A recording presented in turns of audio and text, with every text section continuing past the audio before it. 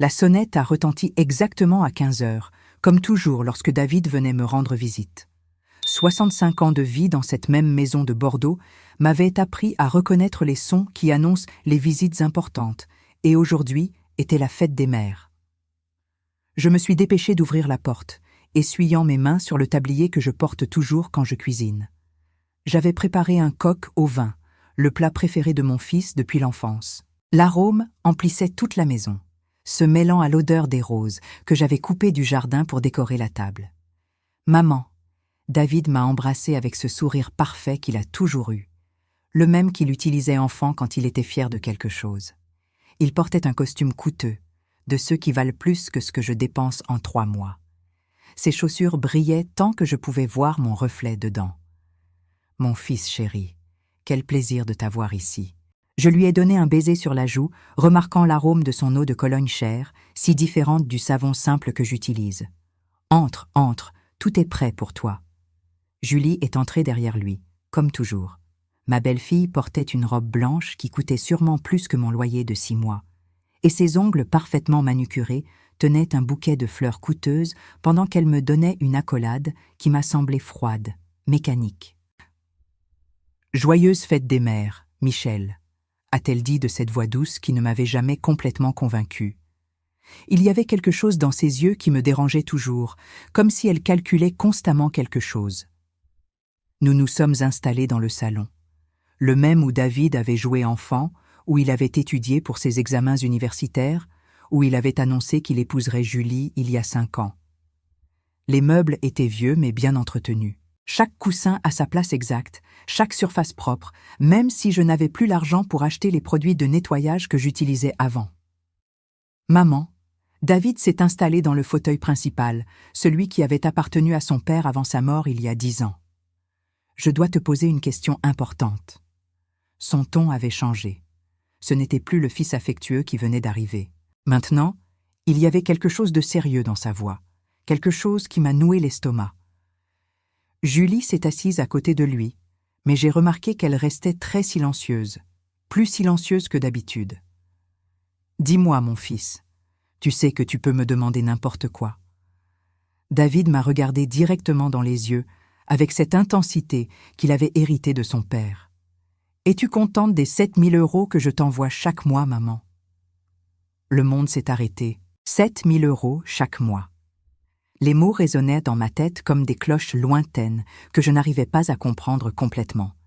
J'ai senti comme si l'air était devenu plus dense, plus difficile à respirer. « Comment dis-tu, mon fils ?» Ma voix est sortie plus faible que je ne l'espérais.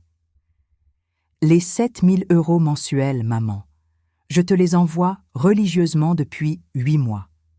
Je voulais m'assurer que tu sois à l'aise, que rien ne te manque. » David souriait avec fierté, comme s'il s'attendait à ce que je lui dise combien j'étais reconnaissante. Mais je ne comprenais rien. 7 000 € mensuels. Si j'avais reçu cette somme, ma vie serait complètement différente. Je n'aurais pas à aller au secours populaire chaque mardi et vendredi pour récupérer les colis alimentaires que les bénévoles organisent. Je n'aurais pas à compter chaque euro avant d'aller au marché. Je n'aurais pas à demander à Monsieur Dupont, mon voisin, de m'aider quand les factures s'accumulent. « David », j'ai dit lentement, sentant mon cœur commencer à battre plus vite. « Mon fils, je n'ai reçu aucun argent de ta part. » Le sourire s'est immédiatement évanoui de son visage. « Comment ça, tu n'as pas reçu d'argent ? » « Maman, je t'envoie 7 000 € le 15 de chaque mois. Julie se charge de te les remettre personnellement. » Mes yeux se sont automatiquement tournés vers Julie. Elle était restée très silencieuse pendant toute la conversation, mais maintenant son visage avait complètement changé. Elle n'avait plus cette expression calculatrice habituelle. Maintenant, elle avait l'air effrayée. « Julie vient ici chaque mois, » a continué David en regardant sa femme. « Elle me dit que vous bavardez, qu'elle te remet l'argent et que tu es toujours très reconnaissante. » J'ai senti comme si un puits profond s'était ouvert dans mon estomac. Julie me rendait visite, oui, mais pas chaque mois. Peut-être une fois tous les 3 ou 4 mois. Et c'était toujours des visites courtes, inconfortables, où nous parlions à peine de choses superficielles. Jamais, jamais elle ne m'avait remis d'argent. Mon fils, ma voix tremblait maintenant. Ta femme ne m'a donné aucun argent. Je vis avec l'aide du Secours populaire. Chaque semaine, je vais chercher les colis que les bénévoles organisent, et quand les factures s'accumulent, je dois demander de l'aide aux voisins ou à la paroisse. Le silence qui a suivi était assourdissant. Le silence qui s'était installé dans mon salon était si lourd qu'il semblait avoir une existence physique. David regardait alternativement Julie et moi, comme si nous étions des pièces d'un puzzle qu'il n'arrivait pas à résoudre. « Julie !» a dit mon fils d'une voix que je ne lui avais jamais entendue avant, une voix qui faisait peur. « Je veux que tu m'expliques exactement ce qui se passe ici. » Julie restait près de la porte, sa main encore sur la poignée. Son visage avait perdu toute couleur et je pouvais voir de petites gouttes de sueur se former sur son front malgré la température douce. « David, mon chéri, je crois que ta mère est confuse. Tu sais comment sont les personnes âgées, parfois elles oublient les choses. » Sa voix sonnait aiguë, désespérée. Ces mots m'ont blessée plus que n'importe quel coup physique. Confuse. Oublier les choses. Moi qui me souvenais de chaque euro dépensé, de chaque faveur reçue, de chaque jour où j'avais dû choisir entre acheter des médicaments ou de la nourriture. « Julie !» j'ai interrompu, et ma voix est sortie plus forte que je ne l'espérais. « Je ne suis pas confuse. Je n'ai reçu aucun euro de mon fils en ces 8 mois. Si je l'avais reçu, je ne vivrais pas grâce à la charité du Secours populaire. » David a marché vers son porte-documents en cuir coûteux et a sorti son téléphone portable. Ses doigts bougeaient rapidement sur l'écran et je pouvais voir la tension dans ses épaules, dans la façon dont il serrait la mâchoire. « Nous allons résoudre cela maintenant même, » a-t-il murmuré, plus pour lui-même que pour nous. « Voici tous les virements. » Il s'est approché de moi et m'a montré l'écran de son téléphone. Là, il y en avait, une après l'autre, 8 transferts de 7 000 € chacun, tous dirigés vers un compte qui, selon lui, était le mien. « Tu vois, maman, voici tout. Le 15 octobre, le 15 novembre, le 15 décembre. » Il continuait à lire les dates, mais je n'arrivais pas à me concentrer sur ses paroles parce que quelque chose de terrible grandissait dans ma poitrine. « David, mon fils, je n'ai pas ce compte bancaire. Mon seul compte est celui que j'ai ouvert il y a 20 ans à la caisse d'épargne du coin, et il n'y a que 300 € dessus. » David s'est arrêté net, a regardé l'écran de son téléphone, puis m'a regardé, puis a dirigé son regard vers Julie. Elle avait commencé à reculer vers la porte, comme un animal acculé cherchant une sortie. « Julie !» La voix de David n'était maintenant qu'un murmure dangereux. « À qui appartient ce compte bancaire ? Je ne sais pas de quoi tu parles, chérie. Il doit y avoir une erreur. » Mais David composait déjà un numéro sur son téléphone. Je pouvais entendre vaguement la voix de quelqu'un de l'autre côté de la ligne, probablement quelqu'un de la banque. « Oui, j'ai besoin de vérifier les informations d'un compte. Oui, je peux fournir mon identité. C'est un compte vers lequel j'ai transféré de l'argent. » La conversation a duré plusieurs minutes. Pendant ce temps, Julie et moi sommes restées silencieuses, mais je pouvais sentir ses yeux sur moi. Quand je l'ai finalement regardée, j'ai vu quelque chose dans son expression qui m'a donné des frissons. Elle ne semblait plus effrayée, elle semblait en colère, comme si j'étais coupable de ce qui se passait. David a raccroché le téléphone et est resté immobile un moment, les yeux fermés. Quand il les a ouverts, j'ai compris que mon fils avait changé pour toujours. « Le compte est au nom de Julie Moreau-Dubois », a-t-il dit d'une voix si froide qu'elle semblait venir de l'hiver. Ma femme recevait l'argent que je pensais envoyer à ma mère. Le silence qui a suivi était absolu. Même les oiseaux du jardin qui chantaient normalement tout l'après-midi semblaient s'être tus. Julie a finalement lâché la poignée de la porte et a marché vers le centre du salon. Mais au lieu de paraître vaincue, elle s'est redressée et m'a regardée avec une expression qui m'a glacé le sang. « D'accord, oui. L'argent arrivait sur mon compte, mais ce n'est pas ce que vous pensez. » David s'est approché d'elle à pas lents, délibéré. « Ce n'est pas ce que nous pensons, Julie. Cet argent était pour ma mère. Où est-il ? » Je le gardais pour elle. Elle a menti effrontément. Je voulais accumuler une grosse somme avant de lui donner pour que ce soit une belle surprise. J'ai tout l'argent de côté. Mais je savais que ce n'était pas vrai. J'avais vu comment le style de vie de Julie avait changé ces derniers mois.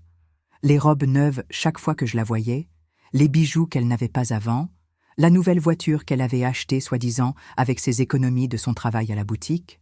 « Montre-nous cet argent, » a dit David. « Il est à la maison, dans notre coffre-fort.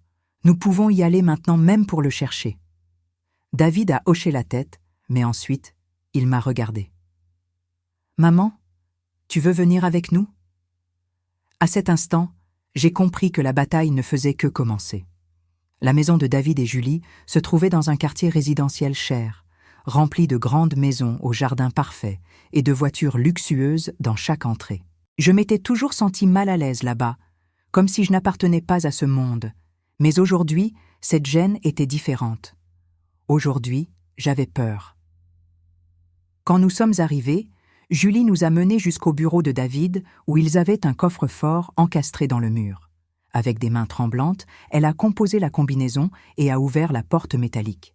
À l'intérieur, il y avait quelques documents importants, quelques bijoux et une enveloppe blanche. Julie a pris l'enveloppe et l'a tendue à David. « Voici tout l'argent de ta mère, les 56 000 € complets. » David a ouvert l'enveloppe. À l'intérieur, il y avait de l'argent, mais quand il l'a compté, son expression s'est encore assombrie. « Il n'y a que 12 000 € ici, Julie. » Eh bien, c'est que j'ai dû utiliser un peu pour les frais de la maison, mais j'avais toujours l'intention de le rembourser avant de le donner à ta mère. C'est à ce moment-là que j'ai compris qu'il ne s'agissait pas seulement d'argent. Il s'agissait de respect, de confiance, d'amour familial. Julie avait pris l'argent que mon fils m'envoyait avec tant d'affection et l'avait dépensé pour elle-même pendant que je mangeais grâce à la charité du Secours populaire. Frais de la maison ? David a pratiquement rugi. Julie, cet argent était pour ma mère. Ma mère a vécu dans la pauvreté pendant que tu dépensais son argent en vêtements et en caprices. David, calme-toi. Je peux tout expliquer. Mais David ne l'écoutait plus. Il s'était dirigé vers le bureau et avait ouvert un ordinateur portable. Ses doigts volaient sur le clavier avec une fureur contrôlée. Je vais vérifier tous nos comptes bancaires, Julie. Je vais voir exactement comment l'argent de ma mère a été dépensé. C'est alors que j'ai vu le visage de Julie changer complètement. Le masque de l'épouse parfaite est tombé complètement, et ce qui restait était quelque chose de froid, calculateur, sans remords. « Fais ce que tu veux, David, mais souviens-toi que je suis ta femme. Ta mère ne sera pas là pour toujours, mais moi si. » Ces paroles m'ont transpercé comme des poignards. Non seulement elle avait volé mon argent, mais maintenant elle me menaçait, rappelant à mon fils qu'il devrait choisir entre nous deux. Les jours qui ont suivi cette terrible après-midi se sont sentis comme vivre dans un cauchemar dont je ne pouvais pas me réveiller. David ne m'a pas parlé pendant une semaine complète, une semaine entière sans entendre la voix de mon fils unique, sans savoir si nous pourrions jamais réparer ce qui s'était brisé entre nous. Quand il m'a finalement appelé, sa voix sonnait fatiguée, comme s'il avait vieilli des années en ces quelques jours. « Maman, nous devons parler. Je viens chez toi. » Il est arrivé seul, sans Julie, ce qui m'a donné un petit espoir. Peut-être avait-il pris la bonne décision, peut-être avait-il vu la vérité clairement. Mais quand il est entré dans ma maison, son expression m'a tout dit.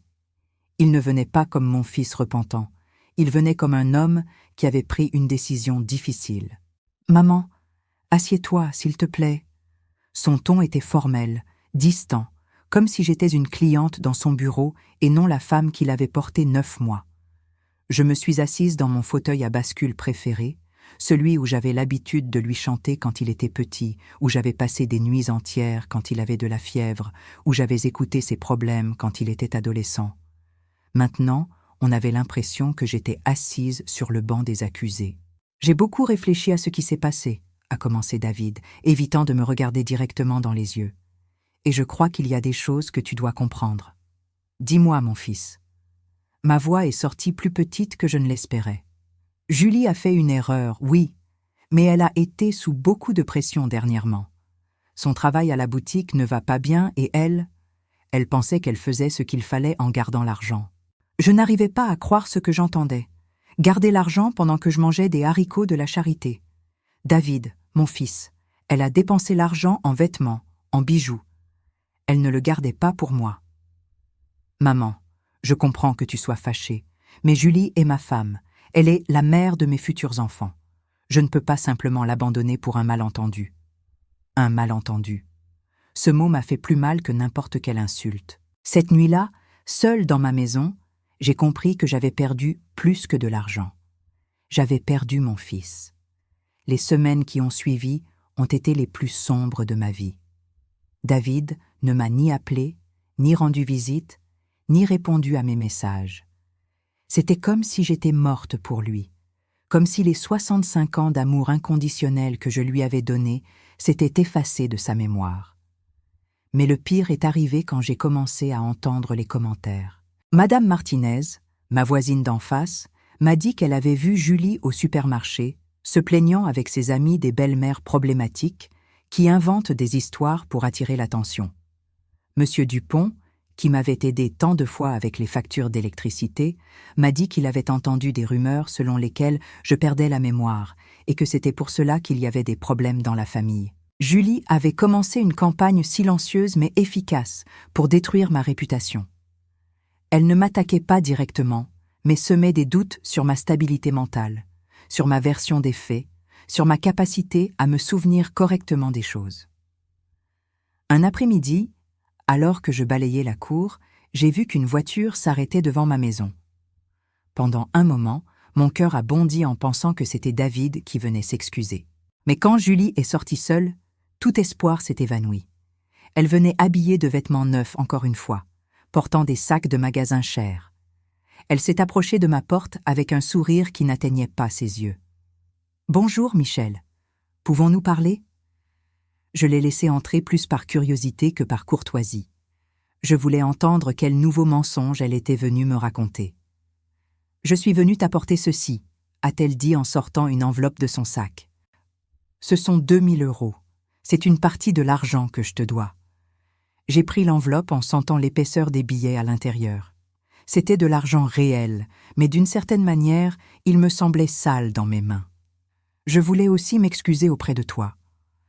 Elle a continué en s'asseyant dans mon salon comme si elle en était propriétaire. Je sais que j'ai fait des erreurs, mais je veux que tu saches que ce n'était jamais mon intention de te blesser. Ton intention était de me voler ? Ne dis pas voler, Michel. C'était un malentendu, une mauvaise décision. Mais David et moi, nous avons parlé et nous allons bien faire les choses à partir de maintenant. Je me suis assise en face d'elle, étudiant son visage. Il n'y avait pas de vrai remords là-dedans, pas de culpabilité genuine. Il n'y avait que du calcul, de la stratégie, la satisfaction de quelqu'un qui sait qu'elle a gagné. « Que veux-tu vraiment, Julie ?» Son sourire s'est élargi, devenant plus froid. « Je veux que nous ayons une bonne relation, Michel, pour le bien de David. Il est très stressé par tout ce conflit et je veux seulement que nous soyons une famille heureuse. » Une famille heureuse, j'ai répété. Comment peut-il y avoir une famille heureuse quand elle est construite sur des mensonges ? Ce ne sont pas des mensonges, Michel, ce sont des perspectives différentes des mêmes événements. Et je pense qu'il serait mieux pour tous si nous laissions le passé dans le passé. À ce moment-là, j'ai parfaitement compris ce qui se passait. Julie n'était pas venue s'excuser ou faire la paix. Elle était venue établir les règles du jeu. Elle me disait qu'elle avait gagné, que David était de son côté, et que ma seule option était d'accepter sa version des faits si je voulais maintenir une relation quelconque avec mon fils. 3 semaines plus tard, l'humiliation la plus grande est arrivée. Un samedi après-midi, j'étais dans mon jardin quand j'ai vu une voiture que je connaissais se garer devant ma maison. Mon cœur s'est accéléré parce que je pensais que c'était David, mais quand la portière s'est ouverte, Julie est sortie, mais cette fois, elle n'était pas seule. Avec elle descendait une femme âgée que je ne connaissais pas, très bien habillée, avec des lunettes chères et un air d'autorité qui m'a immédiatement mise en alerte. Julie s'est approchée de la porte avec son faux sourire habituel, mais la femme qui l'accompagnait me regardait avec une expression évaluatrice, comme si j'étais un spécimen de laboratoire. « Bonjour Michel. Je te présente le docteur Patricia Vega. C'est une spécialiste en problèmes de mémoire chez les adultes âgés. » J'ai senti comme si le sol avait bougé sous mes pieds. Un médecin.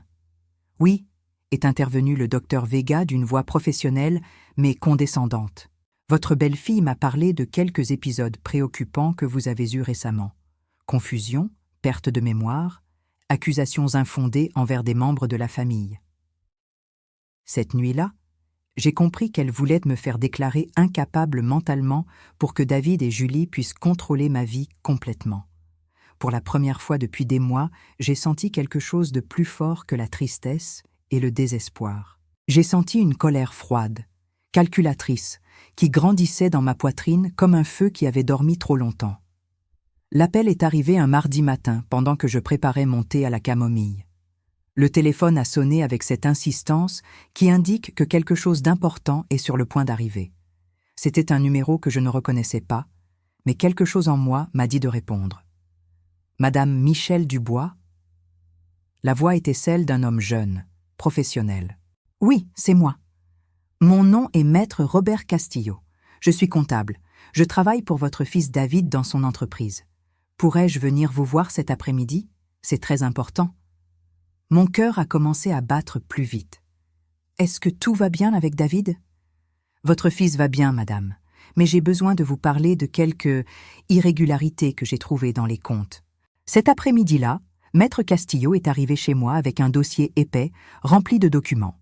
C'était un homme d'environ 40 ans, avec un visage sérieux et des lunettes qui lui donnaient un air très formel. Mais quand il m'a regardé, j'ai vu de la compassion dans ses yeux. Madame Dubois, ce que je vais vous montrer peut être très douloureux, mais je crois que vous avez le droit de le savoir. Il s'est assis dans mon salon et a ouvert le dossier sur la table basse. À l'intérieur, il y avait des relevés de comptes, des copies de virements et des rapports que je ne comprenais pas complètement, mais qui montraient clairement des mouvements d'argent. En tant que comptable de votre fils, j'ai accès à tous les comptes de l'entreprise et personnels qu'il gère à travers nous. Il y a quelques semaines, David m'a demandé de vérifier les virements qu'il vous envoyait. Il vous a demandé cela? Oui, je crois. Je crois qu'il commençait à avoir des doutes sur ce que sa femme lui avait dit. Le comptable a pointé une série de chiffres sur le papier. Voici les virements des 8 derniers mois. 56 000 € au total envoyés à un compte au nom de Julie Moreau-Dubois. Je savais déjà cela. Oui, mais ce que vous ne saviez pas, c'est ce qui s'est passé après. Il est passé à une autre page. Regardez ces mouvements. Chaque fois que l'argent arrivait sur le compte de votre belle-fille, elle le transférait immédiatement vers un autre compte personnel qu'elle a dans une autre banque.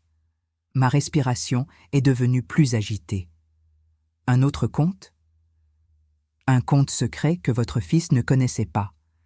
Et regardez à quoi cet argent a été dépensé. Il m'a montré une longue liste d'achats. Vêtements de créateurs, bijoux, soins de beauté, voyages, même des paiements pour un appartement qu'elle loue au centre-ville. Un appartement? Le comptable m'a regardé avec une expression très sérieuse. Madame Dubois, je crois que votre belle-fille planifiait de divorcer de votre fils. L'appartement est à son nom. Elle a accumulé des biens personnels et elle déplaçait de l'argent vers des comptes que David ne peut pas toucher. David sait-il cela? Pas encore. J'ai juste fini l'enquête hier soir. Mais il y a plus. Il a sorti une autre série de documents. J'ai aussi trouvé qu'elle utilisait la carte de crédit d'entreprise de votre fils pour des dépenses personnelles. Au total, elle a détourné presque 200 000 € en 2 ans. Cette nuit-là, je n'ai pas pu dormir. Le lendemain, vers midi, j'ai entendu une voiture s'arrêter devant ma maison avec un freinage brusque. J'ai regardé par la fenêtre et j'ai vu David sortir de sa voiture avec le visage complètement défait. Il courait vers ma porte et je savais qu'il avait déjà parlé avec Maître Castillo. Quand j'ai ouvert la porte, mon fils avait l'air d'avoir vieilli de 10 ans en une nuit. Ses yeux étaient rouges, ses vêtements froissés et il tenait dans ses mains le même dossier que le comptable m'avait montré la veille. « Maman !» Sa voix est sortie brisée. « Pardonne-moi s'il te plaît, pardonne-moi. » Il s'est laissé tomber dans mes bras comme quand il était enfant et faisait des cauchemars. Il a pleuré sur mon épaule pendant plusieurs minutes pendant que je lui caressais les cheveux, comme je l'avais fait des milliers de fois pendant son enfance.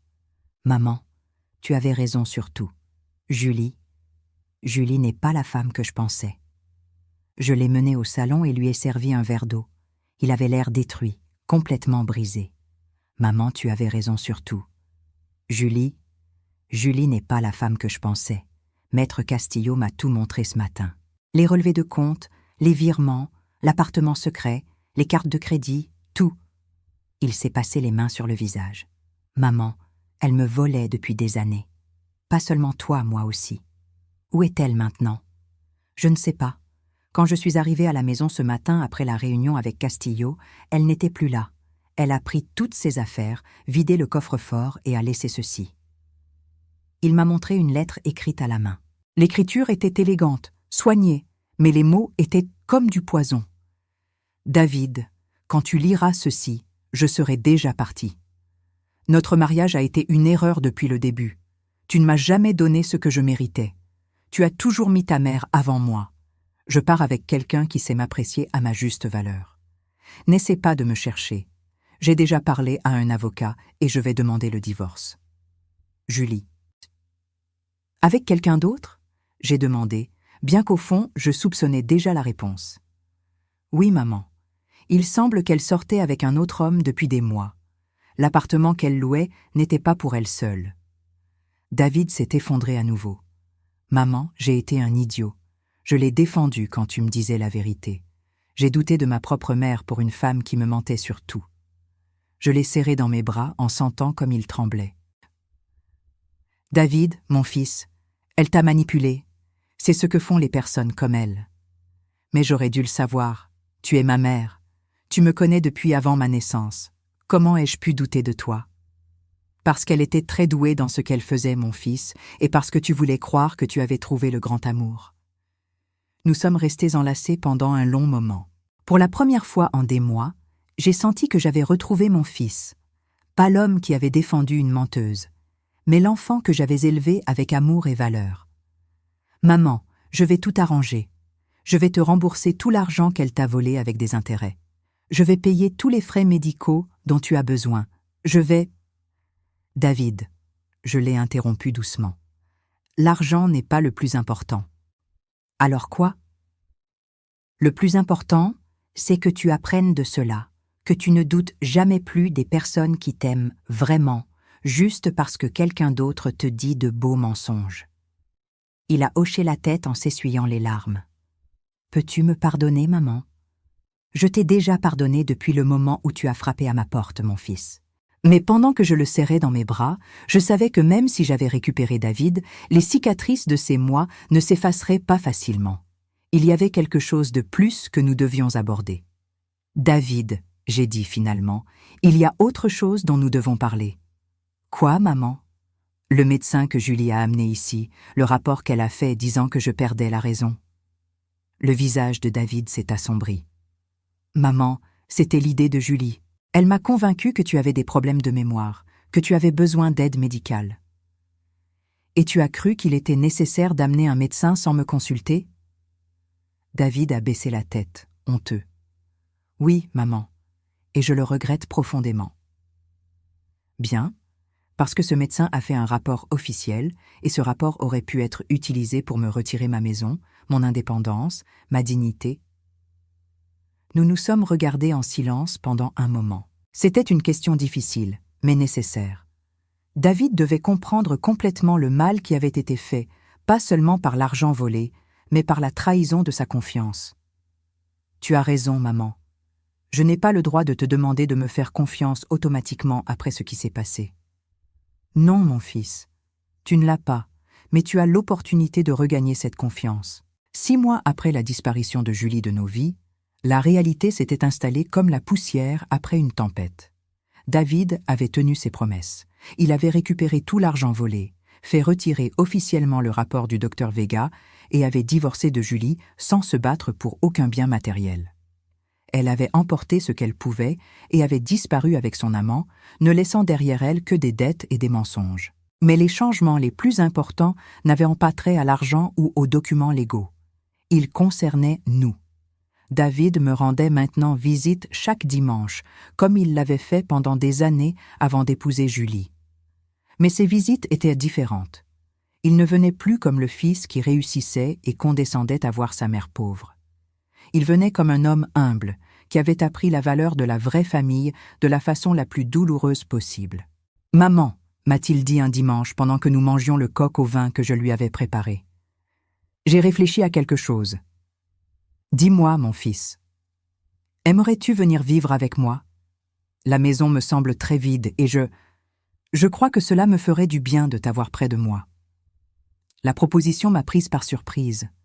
La maison de David était belle, grande, pleine de confort que je n'avais jamais eu.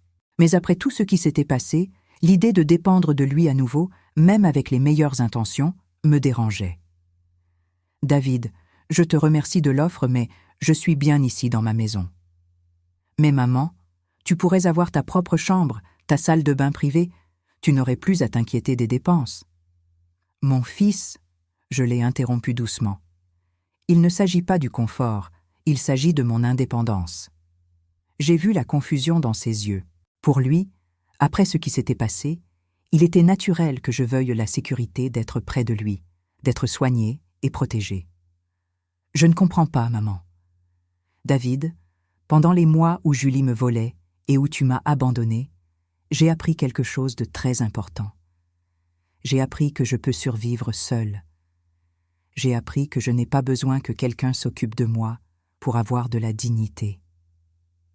Mais je veux prendre soin de toi, maman. Je veux te dédommager pour tout ce que je t'ai fait subir. Et je t'en remercie beaucoup, mon fils.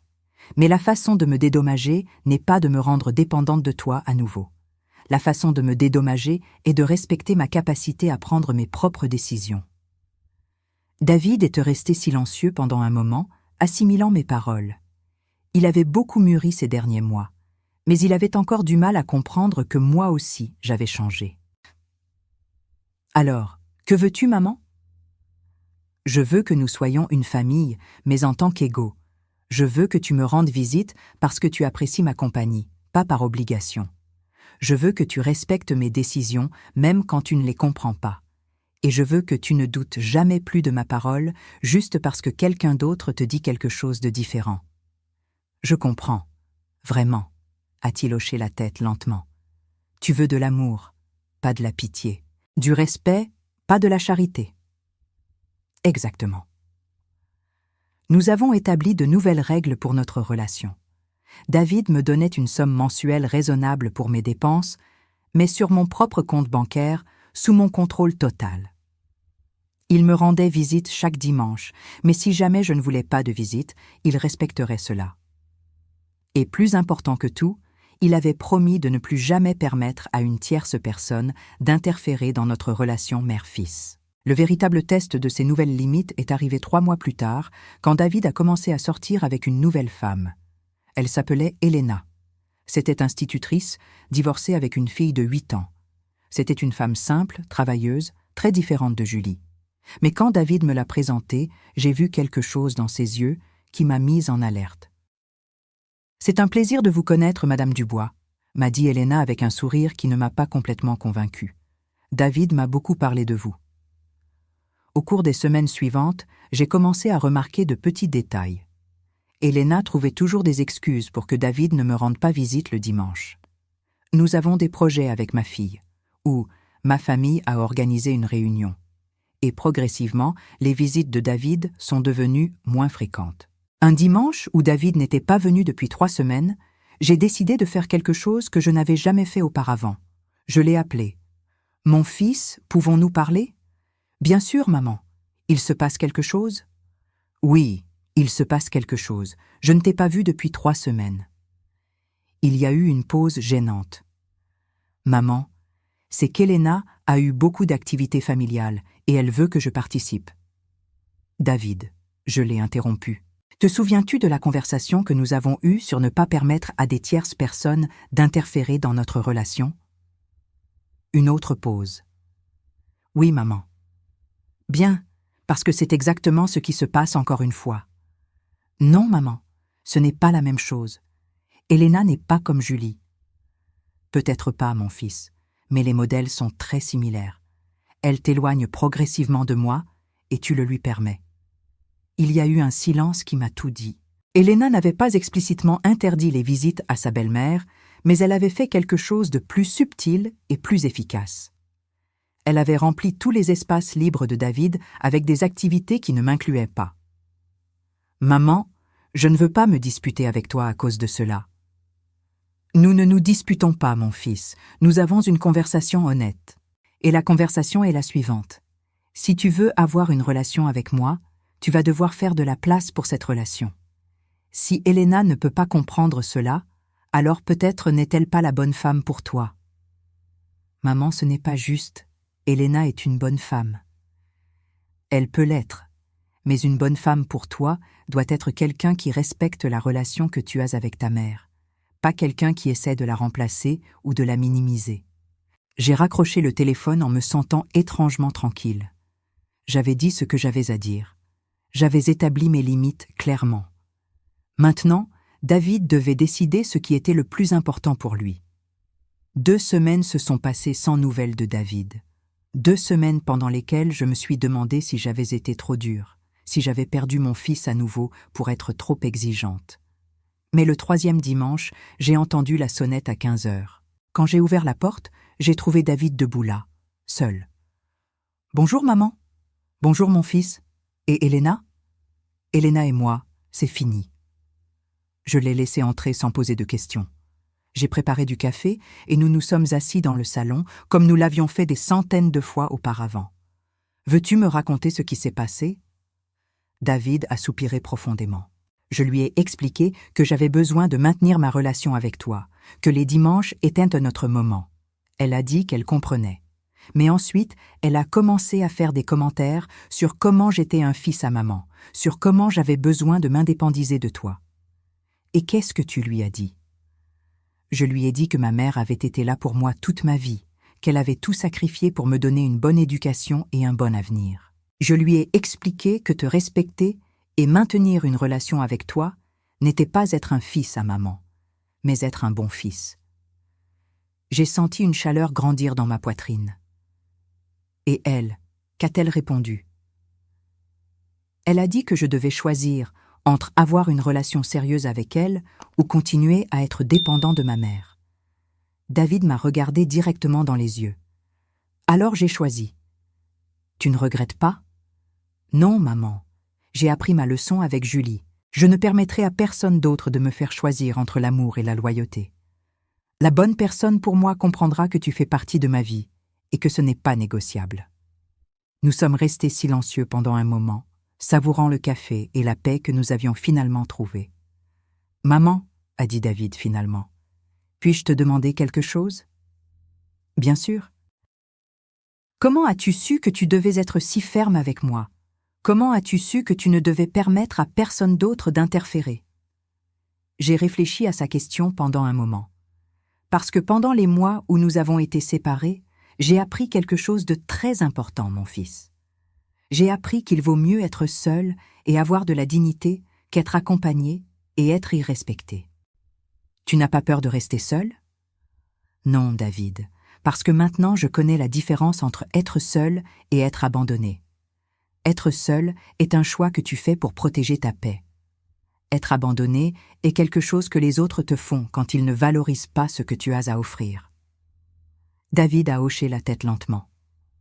Je crois que moi aussi j'ai appris cette différence. J'espère que oui, mon fils, parce que la prochaine femme qui entrera dans ta vie devra comprendre que me respecter fait partie de te respecter. Nous avons continué à converser jusqu'à la tombée de la nuit. David m'a aidé à faire la vaisselle comme il le faisait quand il était jeune. Et avant de partir, il m'a serré dans ses bras avec la même intensité que lorsqu'il était enfant. Je t'aime, maman. Et je promets que je ne permettrai plus jamais à personne de me faire douter de cela. Moi aussi je t'aime, mon fils. Quand il est parti, je suis restée dans mon fauteuil à bascule en regardant les photos que j'avais dans le salon. Des photos de David enfant, des photos de mon mari, des photos d'une vie construite avec amour et sacrifice. J'avais perdu de l'argent, j'avais perdu du temps, j'avais perdu l'innocence sur ce dont les gens sont capables par appât du gain. Mais j'avais gagné quelque chose de plus précieux. J'avais gagné le respect de moi-même, des limites claires et une relation avec mon fils basée sur le respect mutuel au lieu de l'obligation ou la culpabilité. Julie avait pensé que détruire ma relation avec David lui donnerait le contrôle sur lui et l'accès à son argent. Mais finalement, sa trahison avait renforcé le lien entre mon fils et moi d'une manière qui n'aurait jamais été possible sans cette épreuve du feu. Maintenant, quand je me lève chaque matin, ce n'est pas comme une victime des circonstances. Je me lève comme une femme qui a survécu, qui s'est battu et qui a gagné. Pas par la vengeance, mais par la dignité silencieuse et les limites inébranlables. Et cela, ai-je pensé en éteignant les lumières et en me préparant à dormir, c'était la meilleure revanche de toutes. Bien vivre, avec le respect de soi et avec l'amour de mon fils, restauré selon les termes que j'avais établis. La guerre était terminée, et j'avais gagné. Si cette histoire a touché votre cœur, laissez votre like, abonnez-vous à la chaîne, commentez ci-dessous de quelle ville vous êtes, et répondez-moi. À ma place, qu'auriez-vous fait? Votre message peut égayer la journée de quelqu'un.